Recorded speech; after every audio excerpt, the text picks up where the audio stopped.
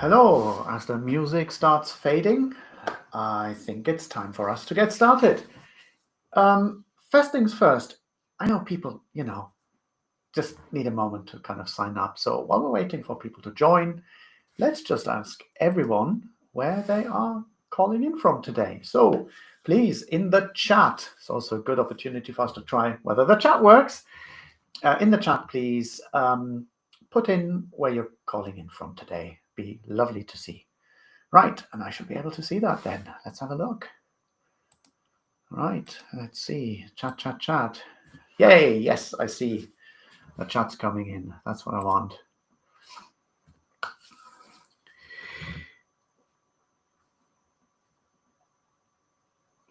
I hope you're all writing, Right. Doesn't have to be the exact location. The country will be fine. But if you want to be more specific and add maybe how the weather is like, that's fine. It's astonishingly sunny here in the Republic of Ireland. So, yeah, that's where I'm calling in from. Oh, aus Berlin. Liebe Grüße nach Berlin. Hello, Paula. Thank you very much. Okay. And France. Berlin. Oh, Valeria. Auch aus Berlin. Okay. This is Portugal. Nice. Right. So, yes, as I said, I can't put it into the chat, but I am in the Republic of Ireland. I'm actually quite close to the Northern Irish border, if anyone wants to look that up. Yes, that's where I'm calling from today. So my name is Matthias Feist, as you can see on the little name tag on the screen. We're just going to give it a couple of minutes here, so people can come from all the activities and getting ready, and after probably the lunch break, isn't it? So yeah, tell us, tell all of us where you're coming in from. Because that would be amazing. Okay, right. Oh, Norway, Lisbon. Okay, good, cool, excellent.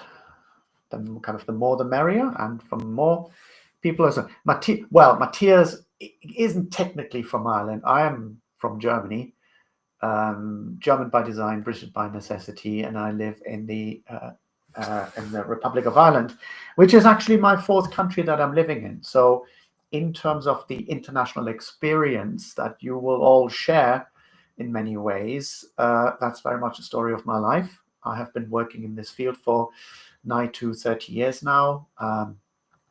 I have run career teams, alum teams.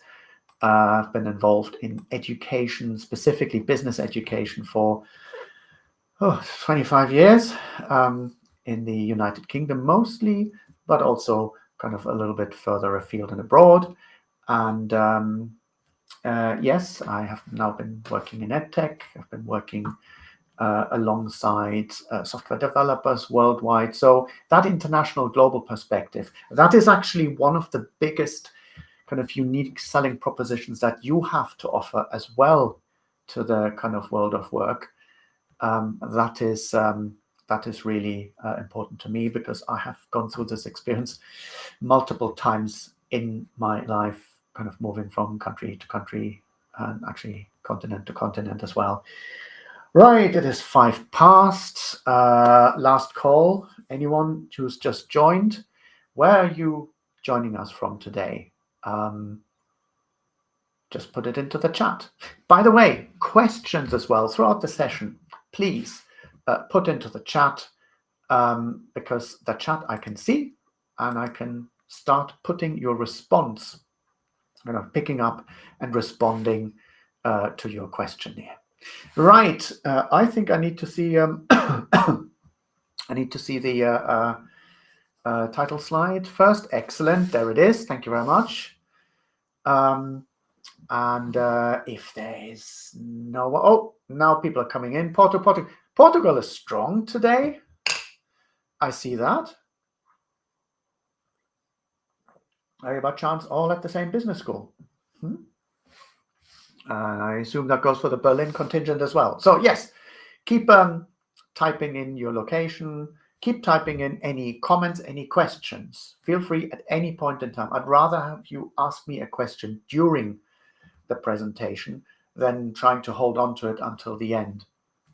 I've got content for about 45 minutes, and I'm very happily kind of stopping, answering to a question, giving you an example as we kind of work through the materials.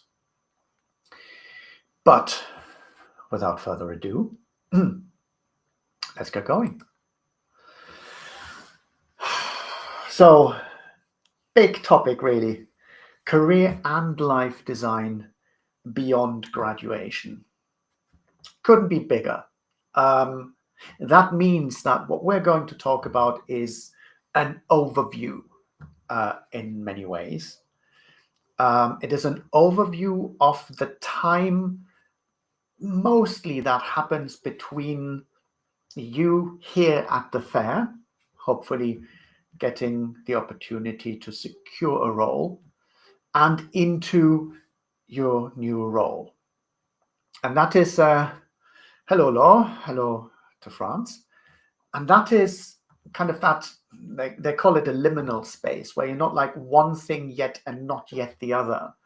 So you are still students, graduates maybe, but you're also becoming alums of your institution, so kind of previous students. And throughout your life, you are always longer an alum of an institution than you are than you are actually a current student.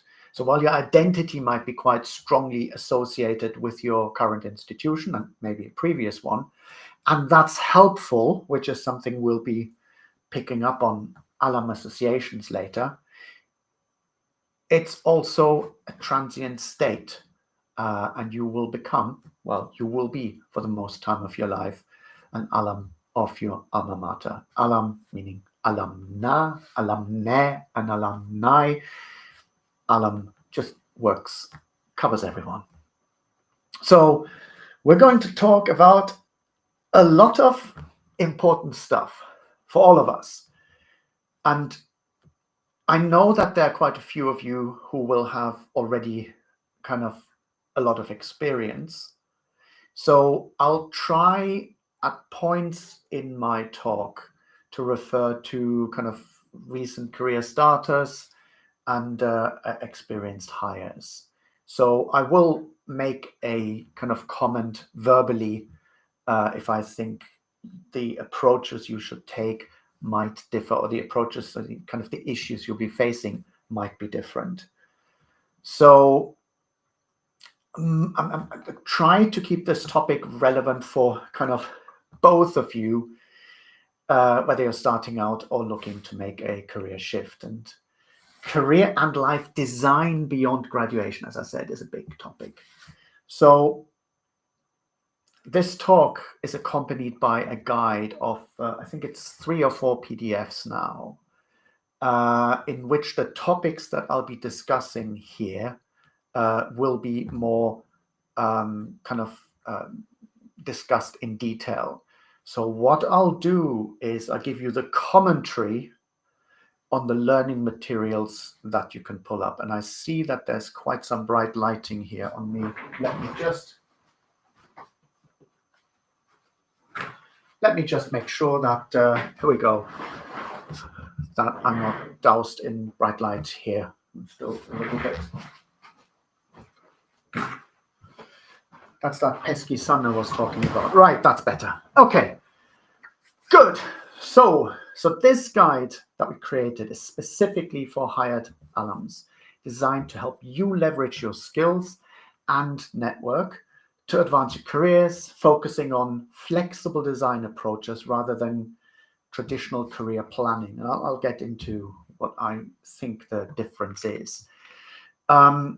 Every topic we'll be shortly covering in the next 45 minutes or so is more deeply explored in our Thrive guides. So pick them up, they're PDFs, you should be able to access them as part of your materials in the Thrive section. So just download them, and they contain also further reading suggestions and ideas how to get you started. Because obviously, I don't know you personally as an audience. So I'll be trying to cover topics which are most relevant for you as a group, and also areas in which you can then kind of go deeper. So this is a starting point, really. The idea is to empower you to kind of harness your skills and kind of network to propel is a bit strong, but to kind of move yourself forward. We're embracing a dynamic and flexible design approach, leaving planning, career planning behind, and I'll explain why. But we'll be covering, as you can see, flexible design to unlock your potential, hopefully. Conquer new job anxiety, because if you feel anxious that you haven't got a job yet, wait for the moment until you have a job, or maybe 2 offers, how you'll have to manage that then. So this can, again, come with a lot of anxiety. So we'll try to conquer the job anxiety with patience and reflection. We'll explore the power of your network. This will include a little bit on LinkedIn, but there are plenty of materials on LinkedIn as well, which we have also in our master classes. So I know, because I held one of them, and I think actually as part of our program, there'll be something on CV building with AI, and that's going to be pretty much a banger as well. And also we'll touch upon informational interviews. We'll talk about very briefly on how to kind of design and develop a professional real world and online presence. Again, that's something that's actually covered in an earlier masterclass. Very much about staying current, using knowledge. I'm sorry to tell you, just because your course may be ending doesn't mean that you are not expected to continue learning. You are now in the workplace of the future. Now, actually, the workplace of the last 10 years has already been about continuous learning. So you won't escape that, and you will not escape the dreaded topic of AI, which I'll introduce you as a topic to carefully embrace. But really, most importantly, is to actually cultivate interpersonal skills, because they are the ones that'll actually help you, well, not only progress or succeed, but also find what really matters to you, and the people with whom you work matter and will matter to you over time. And a brief look at things to think about, financial well-being and your mental health. So yeah, that's a lot. Let's see if we can get this all in, shall we? Right, let's move on. Here we go. Okay, big question. Can you actually design your career? Traditional linear career paths have been becoming increasingly rare. That means that you will most probably not retire. I can pretty much guarantee you that you will not be retiring, or even stay, I don't know, 10 years at a company you'll be joining next. The employer-employee relationship is much more casual these days, shifting the responsibility for your career development squarely onto your shoulders. Yours, ours, not the employers.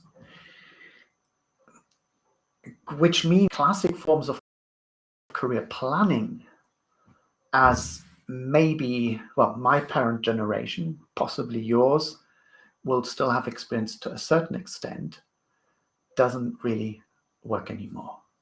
I often say this, my father, who would have been 90, had 2 jobs in his adult life, and changed jobs, not career, even career a little bit, at age 45, which in 1970s Germany was almost, well, it wasn't scandalous, but people were shaking their heads. That incredible predictability, that's been gone for a long time. But even smaller forms of predictability, where like join a kind of a big corporate, even that has shifted a lot in the last few years. So what does that mean? It means that career planning in the old form, where you say, oh, I've got the qualification now, in 2 years, I want to have gone through the onboarding program, and in 5 years, I want to be middle management, and in 10 years, I want to be partner, or some such. That does not work anymore. Obviously, people get into those positions, but they're often not getting into those positions in one straight line, which means that planning is probably a bit of an outdated approach, because a plan requires specific milestones, and it requires you to have a consistent environment in which you act. And that environment, that's been gone. And whenever we think we've settled onto something new, something else comes along. So this basically means that we may need to reframe from career planning to career design, and I'll explain what I mean by that. It means embracing flexibility, being open to experimentation, being open to constantly iterating your approach. Try something, does it work? Yes, no, take the things that work, drop the things that don't, and move on. The problem is that the job market is changing so rapidly. So it's a little bit more being kind of an active architect on your professional journey, or the designer of it. And design is not to be understood as something that you work out and then it just basically happens. It's much more like, maybe anyone who's worked in a software development environment, a technical, knows agile project management, an iterative approach to your career development. So this means being adaptable and willing to try different things, really different things. Remember, job searching is not like an interview, is not an exam. It's not getting a job. It's not like winning a lottery. It's a careful negotiation process in which both sides try to understand whether you could work together for a while. That's basically all that it is. So don't be afraid to do trial and error. Each experience, whether it leads to a job offer or not, provides valuable learning, and it helps you refine your strategy. And that's what I really like you to keep in mind when you're kind of interacting with employers. You go for interviews. Preparing is not a rehearsal. It's not a show you do. It is not a performance. It's about finding out what they're looking for, answering that honestly and with conviction, and letting them show what they're looking for. And then you see whether you can work something out. So kind of traditional long-term paths are really rare now. So having this more flexible design-led approach, and design means in this context developing tools and capabilities that you can apply in different settings. So you've got your toolbox, and whatever you're being confronted with, you try which one of the tools, approaches, and methods work for you and for you alone. Just because someone else does it in another way doesn't mean that they're right. And then you apply, you try, and if it doesn't work, actually, don't be afraid to walk away from that approach, amend it, change it, try something different. One of the things you should definitely do is read. So to truly design, you need to continuously learn and reflect. So I'm saying this carefully, but kind of beyond online influencers, there are many excellent career-related books that offer guidance on finding fulfilling work. And there is something about a curated, well thought through, well researched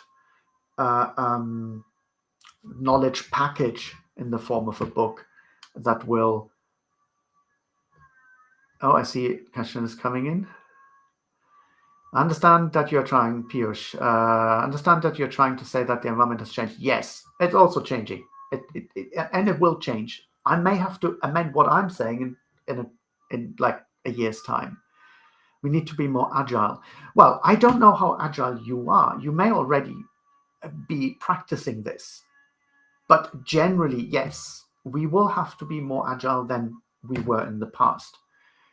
But at the same time, in the analogies you give, design or engineering teams, in those situations, stakes are not that high. Are they? Okay, keep going. I want to see where this argument goes. The analogy I'm giving is to look at a more agile approach, and I use agile because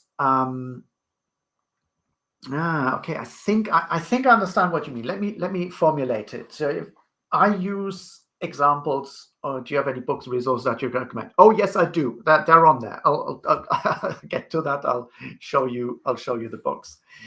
So John, hold on. I'll talk you kind of through the books I would be recommending. And Piyush, I'm just gonna close this specific part off by saying it's about changing the approach. The stakes for a design or for an engineering team can be incredibly high if something goes wrong.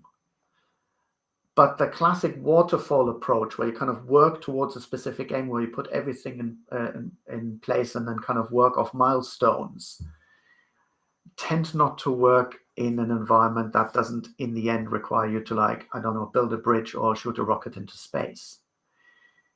The interactions you'll be doing with employers are a lot more squishy, a lot less concrete than they used to be. And funnily enough, what happens in technology has an absolute impact on what kind of how your career is going to develop. And I see Paula's follow-up question. Okay, to have a toolkit. Well, right. Okay, things are happening. To experiment in this aspect of life, let's say I try marketing, but then moving on to finance is extremely difficult. I'm not saying to go that radical. If you train as an astronaut, you can't become necessarily a deep sea diver. What I'm saying is, and I'll close this off with Piyush because the questions are rolling. I'm saying the approaches you take. Just as an example, in a world in which employers are terrified and paranoid about ChatGPT created CVs everywhere, which, by the way, is, in my experience, in 80% of cases, they're right. Sending masses and masses of applications to jobs may not yield what it used to. So a much more networking-based approach, being at a fair, talking to employers, changing the way you're interacting with the labor market, trying out whether that works for you. And that's what I mean. I'm not saying you're a school teacher, now you have to be a gardener. I mean, over the course of your life, that may happen. It's more about the methods you're using to adapt to the world of work. That's what really kind of plays a role. Now, I'm going to pick up on John's question because I'm going to talk through the reading list and the writing list, which will help Paula with her question. Let's see how that goes. So, do I have books and resources that I recommend? Yes, I do. There's a plethora.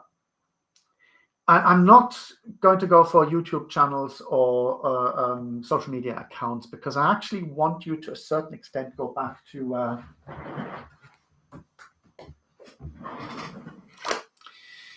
the well-researched, edited, curated, and well-thought-through process of actually publishing something. It doesn't have to be paper book form, but I have seen some terrible advice which would have never gone through an editorial process if I'm looking for careers advice from YouTubers. Yes, there will be good advice out there, absolutely. But I'm going to ask you all, you're used to an academic setting, to kind of look into some books which may be helpful, some of which I know better, some of which I know less well. The toolkit, the generalist knowledge, again, toolkit that enables you. The books here, each one of them stands for a certain way of thinking, and they may not agree with each other in some areas, but they're all bearers of ideas which I think can help you become more agile. How to Get a Job You Love by the great John Lees is very much focused originally actually on experienced hires. But what he does incredibly well is helping people understand networking, not as a sales activity, but as conversations with interesting people, and to build both job entry as well as career on this approach. The squiggly career challenges the model of the linear career. The squiggly career, well, 10 years on the market, I think, has helped untangle or maybe retangle people's perspective on their careers, that just because things don't go directly, I did this qualification that led to this, which will then lead to that. Allowing yourself to take detours, because life will throw them at you, and having a more flexible mindset to accept that you're taking a side quest for 2-3 years may actually help you in the longer term getting closer to where you want to go. The 2-hour job search, which I think is a very different approach to how to get a job you love, is very much a approach in which you reach out to alums, you build commonality in a very targeted way with very structured communications. And the 2-hour part is not that the whole job search will take 2 hours, but the setup will take 2 hours. And then Designing Your Life is a classic text on life design. Breaking up the idea, the kind of phases in life that we used to have coming out of school into higher education, into career stages, kind of makes people rethink and set themselves up on their own little odysseys. So kind of longer side quests. These are, I think, most of them, I think, to our job search, I'm going to have to add another link, but it's easily found. But I don't only want you to read, I also want you to write. My personal preference, I'm a big fan of pen and paper in this context, not to be traditionalist, but to kind of use and activate parts of your brain which are not in this form activated when you're working on screen and on a keyboard. There's research that looks into note-taking, and note-taking on a laptop is often much more kind of verbal copy and representation of what was being said. Well, if you go through the act of handwriting, you often summarize, you have to summarize more. So there's a little bit more processing going on, which makes often those notes more easily retrievable later on. So this kind of leads me, and in order to track your thoughts, I'm a big fan of bullet journaling. That's my choice. There's a fairly popular book on that, which helps tracking your thoughts very simply. You kind of monitor your progress. You can help it to kind of assess job suitability. And what I mean is, like, when you are in the job, to journal and reflect on your workplace. So you don't only do that during your search, but you actually do it into the job. I started recently, for example. I've only been working with Hired for just less than 2 months. I write notes and reflect on how I'm proceeding, which will later in the health and well-being chapter become more relevant. So, John, you got your books. Paula,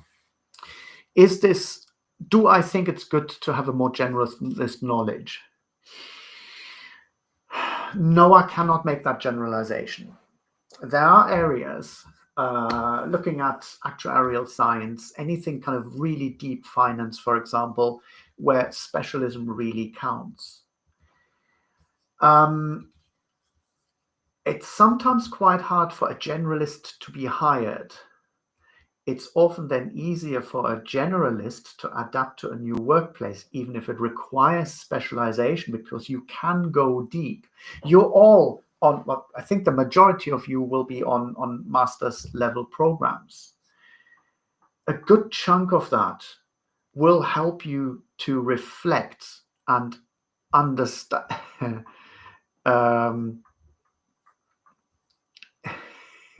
Oh, John, I'll get back to you on this. I will.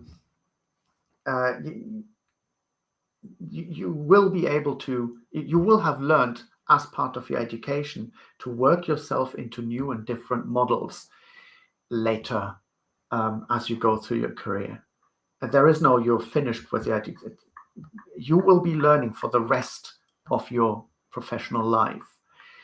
So there's this kind of T structure that sometimes is suggested, that you've got a broad set of knowledge and you kind of go deep in one or two or over time different areas where you anchor yourself in a specialization, but you float throughout your career on that broad generalist sense.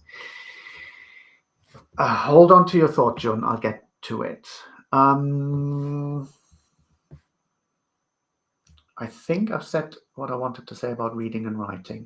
Let's move on. Next one is nurturing your network. So I'm going to take John's question and progress this. Would pivoting still apply to people getting near 30s? Younger people in undergrad, it may seem okay, but postgrad sometimes seems to be late and almost causes FOMO that I'm starting too late. Okay. 30 is really young to me. First things first. So I'm speaking of experience. I did a serious pivot 5 years ago when I was 50.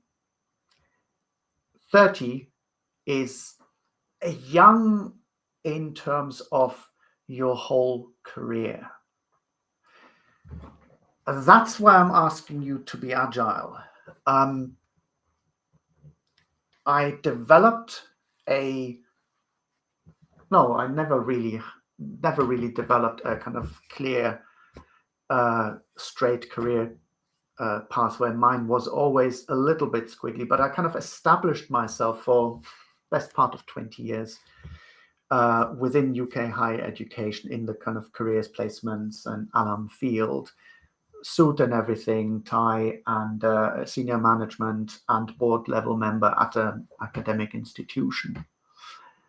And then I pivoted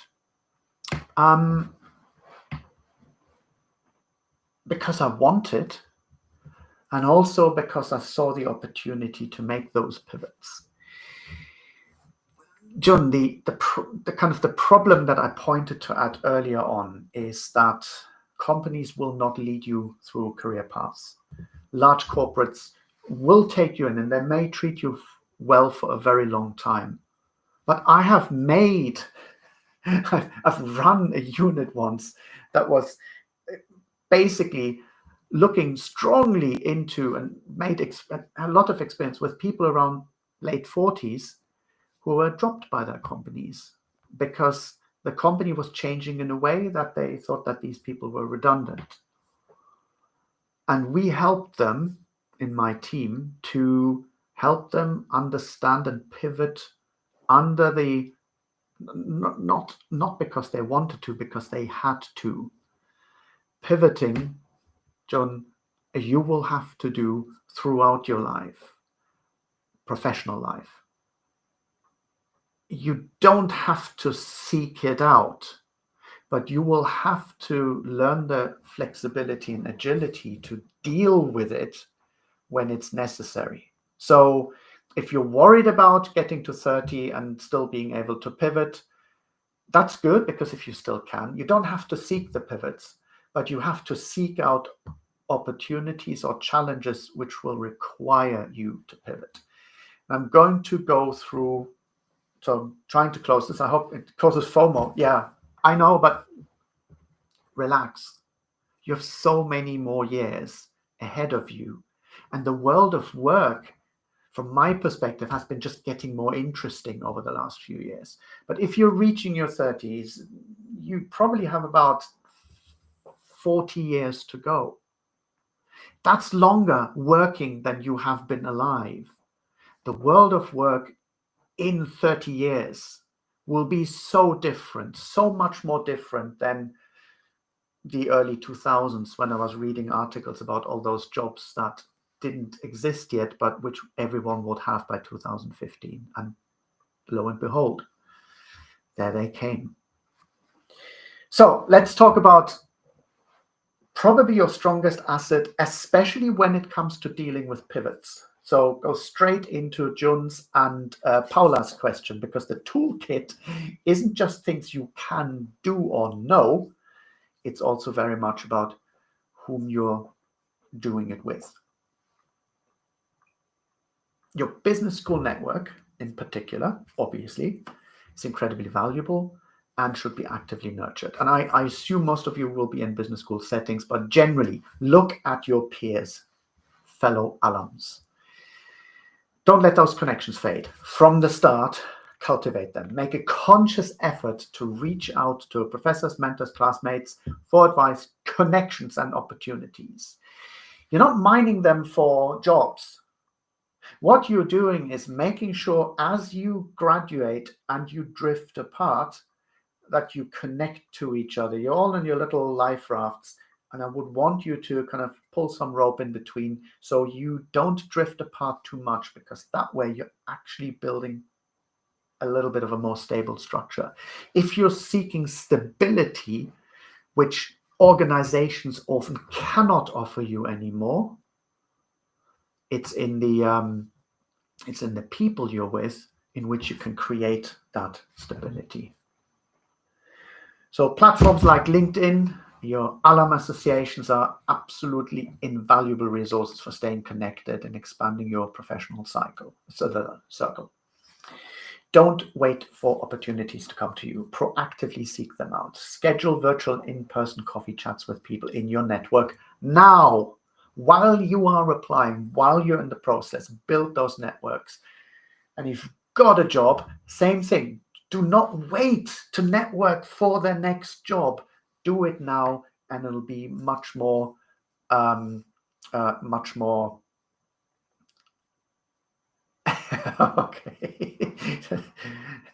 Dola, I'll pick that up.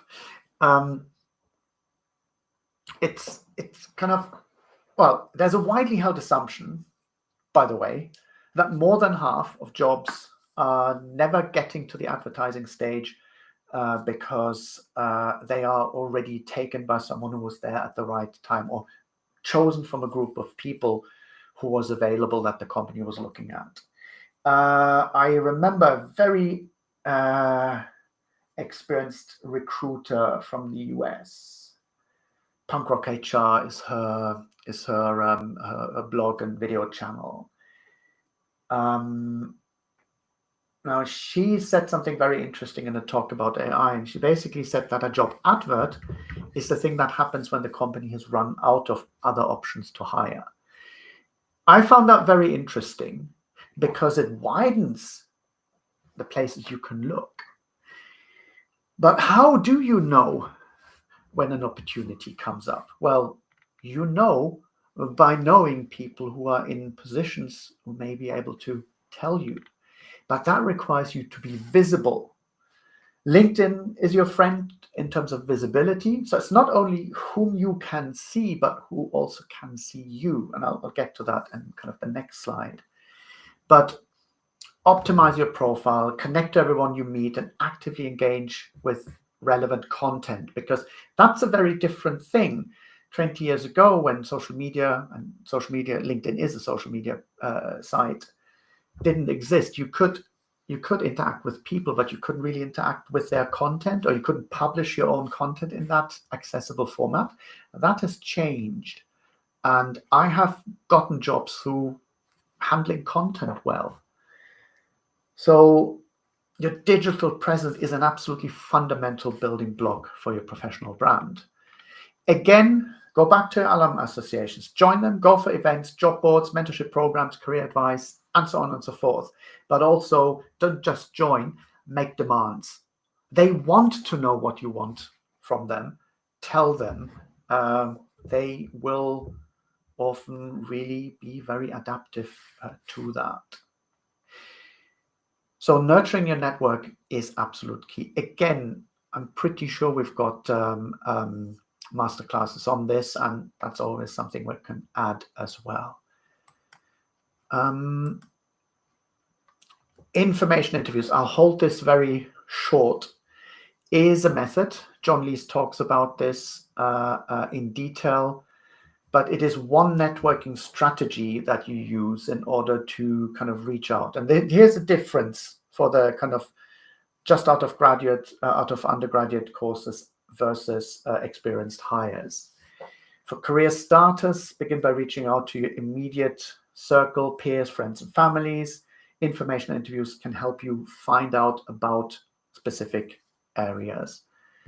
The cold approaching. I'll get to that, John. You're certainly asking me very good questions here, all of you. I love them. I throw my slides away in a moment and just go for this. Informational interviews act as a springboard, really. The aim is to end up, if you want to move into a specific sector, industry, company, region or so, try to find 12 people to talk to, just about a dozen. You won't have them. And this is where kind of Jun comes in, is asking, do I just cold approach people on LinkedIn or career fair? Well, career fairs are fair game. That's what a career fair is for, cold approaching people. There you are. Hi, it's us. Are you interested? And you, yeah, yes, I am. That's well, it's cold, but everyone knows what the game is. And I will give tomorrow morning a couple of tips on like how to do this. But what I mean is to get warm approaches, warm introductions from people you know 3 people, but who will know 2 or 3 people are useful for an informational interview. So you can connect with them, ask them about their sector. You do not ask them for a job. Do not give them your CV. It's about building a personal connection introduced by someone else. For experienced hires, focus on reconnecting with past contacts and thoroughly explore your existing network that's already there. LinkedIn is great because you can identify sharers, people who share information, stuff, contacts, views.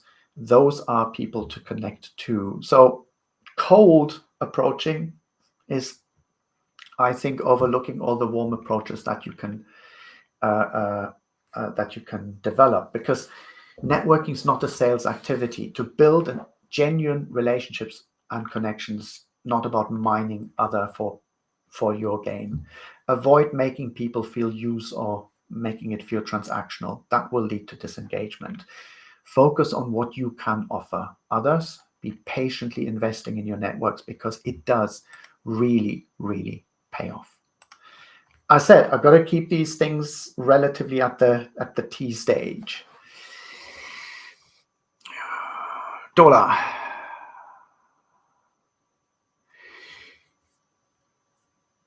Talking about pivoting, what are the main signals that push you to actually pivot? Okay, I want to pick that up. When your network starts telling you that people are losing their jobs that are very similar to yours. When your own organization uses the R word, which is redundancy, in any form possible, that's pivoting alarm. When you see that a new technology, normally it's a new piece of technology, normally it's something AI related, which is all about, oh, this will make X people in your sector redundant. Or if something excitingly new happens adjacent to your sector, but close to your heart, that's a moment to start thinking about pivoting. Trust your instincts there. It's fine to be led by how you feel. I'm going to very shortly, just going to check Paula. What do you think is the minimum frequency someone should post relevant content on LinkedIn to stay visible to employers, attract the attention of recruiters? Right. pen and paper out. I'm going to give you the formula that I normally recommend. Like and share daily. You're on the bus, get on LinkedIn, not Instagram. See people posting stuff, like, share, little comment. Once a week, you should comment on something. Lift someone up. Say, really cool conversation. Have you thought of this? Always in a positive, affirming way. Don't tell them they're wrong and you know something better. It's all about lifting others up. It's social currency you're developing. That's daily and weekly. Once a month, you should create a piece of content that shows your engagement with your chosen field and, well, shows how you're thinking about this, and that can be nicely shared by all your friends that you build, your network of people who are going to share and like the stuff that you've just produced. That's your formula. Like and share daily, once a week, comment, once a month, create a more substantial piece. Write a Medium article, create a video, write a blog post, something more substantial. That's what I normally recommend. No, it won't always work, but that's what you need in order to, because LinkedIn profile is great. I said this in my previous talk. LinkedIn profile is great. If it's not active, it'll sink like a stone. It is a social website, a social media website. And this is the part where I'm coming to the professional brand part. Think of your professional brand. It's not like it sounds marketing speaky, but what it actually is, your professional brand is the truth of your professional identity combined with some good SEO, search engine optimization. Being excellent at your job isn't enough. Visibility is absolutely crucial for career progression. Regularly Google yourself to ensure your online presence is professional and reflects positively. I do. I know exactly who the others in my name are. Consistent content sharing, the use of visuals across your platform significantly enhance your online visibility. Now, for career starters, building a personal brand with limited professional experience is an exciting opportunity. Focus on your industry of interest. Carefully create your image. Stay on message. Post regularly. If you are on Instagram and you do this with your hobby, you can do this for yourself with your career, to be blunt. Build evidence base of your work. Now, for experienced hires, those are now beyond 30 June, experienced hires can leverage past work to build their personal brand. So you have a back catalog. Even if content creation is new to you, turn to previous achievements and it's nothing like a good reblog.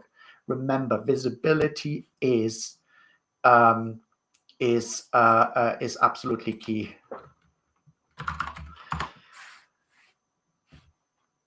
Now, the optimized profile combined with engaging content makes it easier for recruiters to find and learn about you and your expertise and value that you have to offer. 3 more slides. Continuous learning. Now, I kind of have covered this already, but you have to continuously upskill. That debate ended 15 years ago. You have to stay abreast of industry trends by reading publications, following thought leaders, attending webinars, reading books. Formalize your knowledge whenever you learn something new. So certification does not guarantee a job opportunity. Just because you qualified somehow doesn't get you a job. You can't qualify yourself into a job. However, if you learn something, you should get it certified in some form so you can make a clear claim that you have solidified your knowledge. And this is the only part that I'm really going to mention AI. Try to understand AI in the context of your profession that you're trying to go into. And the reason for that is, first of all, it's interesting stuff to learn about. I have a certificate in prompt engineering. I use different form of AI. It's not really intelligent, but I use different tools. But the thing is that even without technical expertise, understanding how AI is shaping your profession is absolutely vital, because companies are increasingly leveraging AI, or they try. Being able to confidently discuss its impact is something that makes a good candidate. You can't go into an interview without being prepared to talk about AI, because it is currently the zeitgeist. Doesn't mean that it's not potentially a bubble. Doesn't mean that the technology is as good as it's touted. Doesn't mean, but companies are investing millions into it, and they want a return on investment, and they often don't really know how to get that. And they'll be looking for their talent pipeline to help them understand that. And then, most importantly, and I really want to say this, more than any other technical skills don't really help you if you don't continue to develop interpersonal skills by mentoring, interacting, networking, and engaging. Slight pivot towards the end. Pivot, 8 minutes to go. Generally, this goes probably more for the younger audience, but well, precarity can hit you at any point in life. I've been there. Strong career foundation is not just about professional achievements, also just taking care of your finances and mental health well-being. So precarious and living and working environment can significantly impact your well-being and hinder your ability to thrive. So very, very briefly here, a lot of employer assistance programs for the companies you'll be joining will include free financial advice, pension advice even. Take it now. Set these things up earlier and you will have to worry about them later a lot less. But budgeting, which is something that I never really learned in school or university, emergency funds and pensions. Emergency funds, you should normally try to have about 3 months of cash ready in case of redundancy, because that's normally, hopefully, the time you'd be spending. Sometimes goes longer. Sometimes you should know your cash runway. That's what in entrepreneurship and startups is the date when you know you're going to run out, and how you can affect that by affecting your burn rate. And pensions are an incredibly good way to save on taxes in most legislations. So investing and throwing more into your pension is not only good for you later, it'll also, in most places, reduce your tax burden. So, and again, it's never too late to engage with that. I personally am just going to say that. I personally learned about finances far too late in my life. I had a fun life, but I am glad that I'm now on a much more planned route there, because I take advice, free and consultancy. I also have tax consultancy because I kind of move in more than one jurisdiction. But any free financial advice, certified, not just on the internet. If you have an employer assistance program, that's the way to go. And last, with 5 minutes to go, Genesis, my colleague who's kind of running the clock on me, will I make it in 5 minutes? I think I will, because we're on the last slide. Throw your final questions into the chat as I go through this. But starting a new job can be incredibly stressful. So prioritizing your mental well-being and self-care, absolutely paramount. The usual advice: exercise, establish healthy work-life boundaries, regular breaks, and so on and so forth. But this is an important point. When something goes wrong in the workplace and you don't feel well there, in majority of cases, even if you feel such a thing like imposter syndrome, it often is not you. It's the environment in which you are. That's why journaling, writing, keeping notes is so important. Journal your workload and emotions, because this can be a powerful tool to identify and address any potentially toxic work environments. Also, as you write things down, acknowledge and celebrate big and small successes. This helps combat feelings of inadequacy and reinforces your progress. Celebrating your colleagues' successes fosters positive social capital within the workplace and creates a more supportive and thriving work environment for everyone. Remember what I said earlier about the social skills, the interpersonal skills, the allyship amongst each other. You're not alone in this. Starting a new job or even taking on a new role within your current company always comes with a learning curve. It's completely normal to feel a sense of incompetence or experience imposter syndrome. Totally normal. Even if you're a bundle of confidence like me, you will have your moments when you think, am I actually doing this right? The key is to allow yourself to be imperfect. Not something that often in business schools will be taught, but be patient with yourself, be compassionate, engage in regular reflection, journal. These practices can help you build knowledge and overcome challenges. If feelings of insecurity persist, may also be a sign of a toxic culture, which might be at the root cause. And then, obviously, a giant pivot may be coming your way. Right. I've not any further questions, so I hope people are still A, here, B, have not fallen asleep. I have done neither of those things, so all I can do is thank you very much. I think this will cut out in 2 or 3 minutes. If there are any final questions, but let me kind of return to the first slide. Oh, how about integrating Imole? How about integrating into different countries, unique language, for example, French, and your vast experience coming from English background? Your partner didn't give good recommendation. Okay, I don't know the partner didn't give recommendation bit. That sounds quite personal to me, but okay. Languages. I'm German.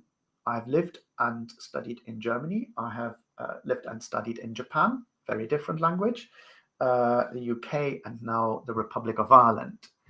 I've moved countries a number of times. Nowadays, when I think about kind of longer term moves, I go back to the informational interviews. I prepared my move from the UK to Ireland 6 months before, meeting people online in informational interviews. Use the technique that I just suggested. And language, well, if you're going somewhere, you've got to learn the language that's spoken there. There is no way around that, but there'll be grace periods in which an employer and kind of a society will accept that.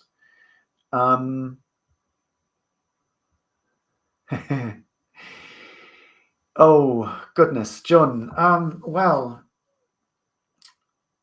I wouldn't be in, what if the pivoting to different fields, I wouldn't be in disadvantage compared to the younger competition? I'm not entirely sure whether I can answer that in the minute that I have left. You can, however, find me on LinkedIn, and kind of that seems to be a deeper question to kind of pick up on. Find me on LinkedIn. Just Google me. You'll find me. And may be able to kind of dive into that deeper, because I think I might need some more. Thank you very much. It was super engaging. Thank you for the many questions. Thanking you for throwing me off course throughout. It was thoroughly enjoyable. Thank you very much, everyone.